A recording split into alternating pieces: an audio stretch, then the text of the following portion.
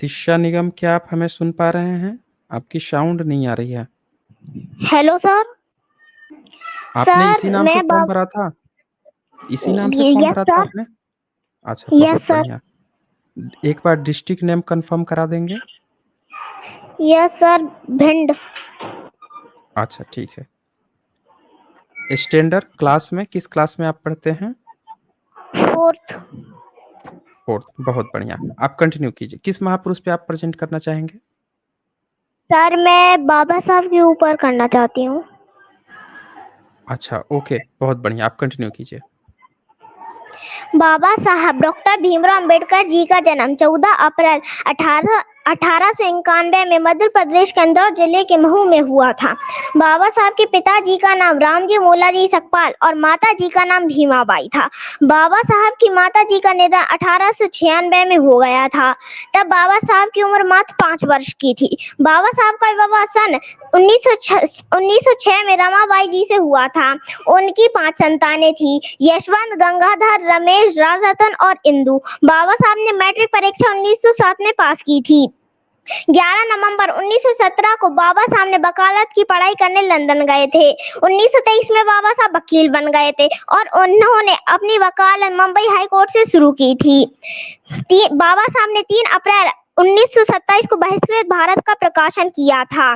25 दिसंबर 1927 को बाबा साहब ने मनुस्मृति नामक पुस्तक का अध्ययन किया था। सन 1932 में बाबा साहब और महात्मा गांधी के बीच पूना पैक्ट का समझौता हुआ था। बाबा साहब डॉक्टर भीमराव अंबेडकर न केवल भारतीय सामाजिक दर्शन बल्कि विश्व स्तरीय सामाजिक, आर्थिक, राजनैतिक एवं धार्मिक आंदोलन के ऐसे युग पुरुष रहे हैं जिनका संपूर्ण जीवन न केवल अछूत समाज बल्कि उन तमाम दबे, कुचले, पीड़ित, वंचित वर्ग को समर्पित रहा जिनके उत्थान के लिए उन्होंने सतत प्रयत्न किए। बाबा साहब ने अपने जीवन काल में अनेक मंचों में नेतृत्व स्वीकार किए हैं, लेकिन 18 मार्च 1956 को बाबा साहब के लाल किला मैदान में दिया गया ऐतिहासिक भाषण, जिसमें उन्होंने समाज के प्रत्येक वर्ग को संबोधित करते हुए श्रेष्ठ जीवन जीने का मार्ग बताया, जो कि अपने आप में अद्वितीय है। इस अवसर पर बाबा साहब ने न केवल अपने प्रशंसकों, नेताओं, भूमिहीन मजदूरों, शासकीय कर्मचारियों, छात्रों, युवाओं व विशाल जनसमूह को ही संबोधित किया, बल्कि उन्होंने बौद्ध भिक्षुओं को भी संबोधित करते हुए कहा कि वह किस तरह बुद्ध और उनके धर्म का प्रचार प्रसार करे। इसी मैदान में बाबा साहब ने अत्यधिक दुखी मन एवं अपने रुंधे हुए गले से कहा था कि समाज के पढ़े लिखे लोगों ने मुझे धोखा दिया है, क्योंकि उन्होंने समाज के प्रति उस जिम्मेदारी का निर्वहन नहीं किया जैसी उम्मीद बाबा साहब ने की थी। शिक्षित एवं उच्च शिक्षित लोग पढ़ लिख कर क्लर्कों की भीड़ के सदृश हो गए, जिन्होंने अपना और अपने परिवार का पेट भरना ही अपना दायित्व समझ लिया। बाबा साहब की वह पीड़ा आज भी हमें झकझोरती है। वर्तमान परिवेश में बाबा साहब का यह भाषण अत्यधिक प्रासंगिक है, क्योंकि आज भी हम अपने सामाजिक दायित्वों से विमुख हैं, जबकि बाबा साहब का यह उद्बोधन हमें स्पष्ट आदेश देता है कि हम किस प्रकार अपने अपने दायित्वों का निर्वहन करें, जिससे समाज का बहुआयामी विकास संभव हो सके। हम जिस स्थिति में हैं, जहाँ भी हैं, वहाँ रहकर समाज के विकास में अपना योगदान दें। प्रजातांत्रिक भारत में पूर्व भारत की मान्यता डॉक्टर बाबा साहब अंबेडकर को मिलनी चाहिए, क्योंकि आज तक किसी भी भगवान ने आम जनता के लिए वह कार्य नहीं किए जो बाबा साहब ने किए। बाबा साहब ने दलित मुक्ति आंदोलन चलाकर आम जनता तथा दलितों में चेतना, संगठन तथा हकों के लिए लड़ने का आंदोलन की भावना जागृत की, ताकि वर्षों से दबे कुचले लोग सामाजिक समानता के लिए, अपने हकों के लिए, मानवीय जीवन जीने के लिए सोच सके। बाबा साहब ने कानूनी तौर से दलित, शोषित और नारी समाज को समान अधिकार दिलाकर उनका उद्धार किया। बाबा साहब ने दलितों को सामाजिक, राजनैतिक, धार्मिक तथा आर्थिक अधिकार दिलाने के लिए अंग्रेज सरकार के साथ जुझारू संघर्ष किए और उन्हें गुलामी के बोझ से मुक्ति दिलाई। बाबा साहब ने दलितों की समस्याओं व उनके दुख दर्द को विश्व स्तर पर उजागर किया। बाबा साहब ने दलितों की हजारों वर्षों से खोई हुई भावनाओं को जगाया, जिन्हें सर्वण लोग गुलाम, दास, नीच, दलित, शूद्र कहते थे और उनके साथ बुरा बर्ताव करते थे। बाबा साहब ने दलितों में सामाजिक व धार्मिक विद्रोह की आग जलाई, जिससे उनके मस्तिष्क में आजादी की खलबली मच गई। बहुजन समाज मनुवादी व्यवस्था के कारण आज भी अपने भाग्य और भगवान के भरोसे पर उन्नति का रास्ता छोड़कर हाथ पे हाथ धरे बैठा है। पूजा पाठ, अंधविश्वास, पाखंडवाद में डूबा हुआ है। बाबा साहब के बताए मार्ग पर नहीं चल रहा है। 18 मार्च 1956 को बाबा साहब ने अपने भाषण में कहा था कि हम हिंदू नहीं है। यदि हम हिंदू होते तो हम अछूत ना होते और हम मंदिरों के पुजारी होते। बाबा साहब ने 1925 में मंदिर प्रवेश आंदोलन प्रारंभ किया था। उसका यह कारण बिल्कुल नहीं था कि हमें देवी देवताओं की पूजा करनी है और मंदिरों का घंटा बजाना, लेकिन हमारा समाज पूजा पाठ, अंधविश्वास, पाखंडवाद में लिप्त हो गया और देवी देवताओं को अपने सीने में चिपका के बैठ गया।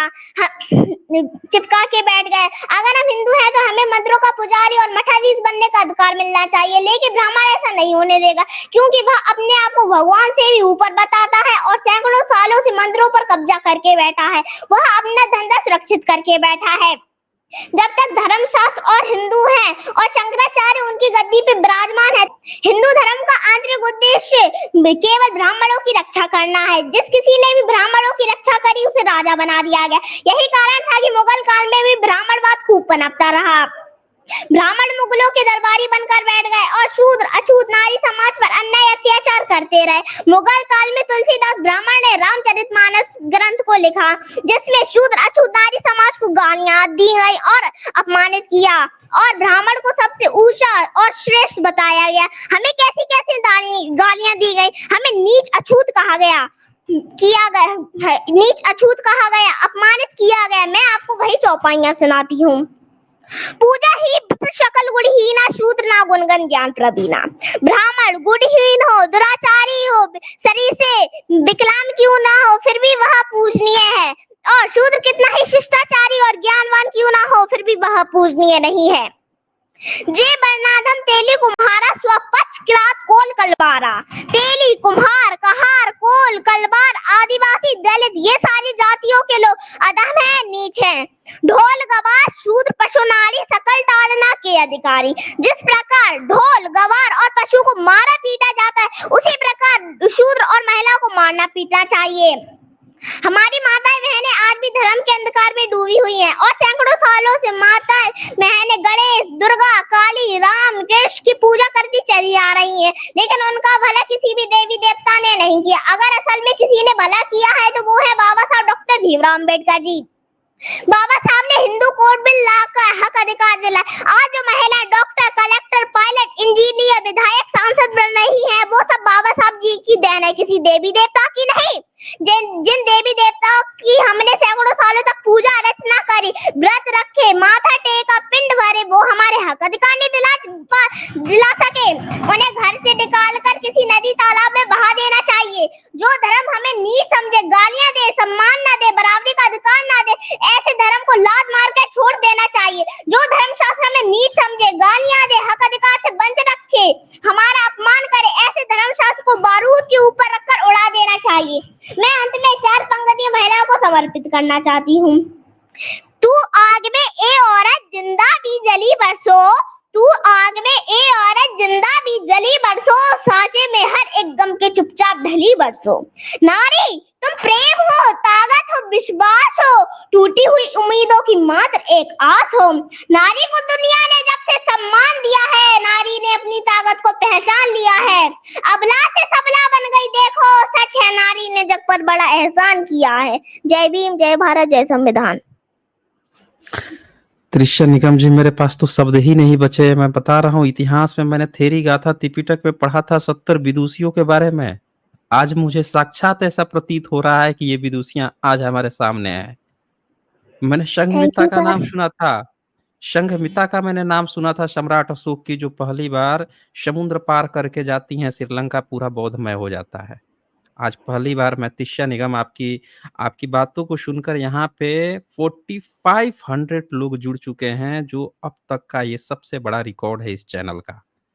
और थैंक यू यहाँ पे सर। मैं आपको कोट दिखाना चाहूँगा, मैं आपका कोई भी नंबरिंग नहीं देना चाहूँगा क्योंकि ये स्पीच जो है नंबर लेस है, इस पे नंबर ही नहीं दिया जा सकता, इस पर टीका नहीं की जा सकती।